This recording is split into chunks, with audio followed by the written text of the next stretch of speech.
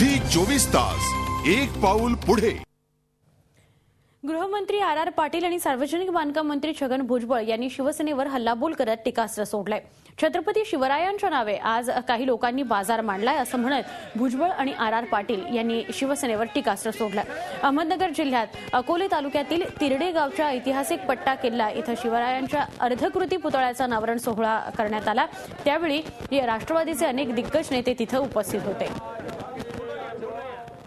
शेतकऱ्याच्या भाजीच्या देठाला सुद्धा हात लावायचा नाही। आता इथं काय सेना जर निघाली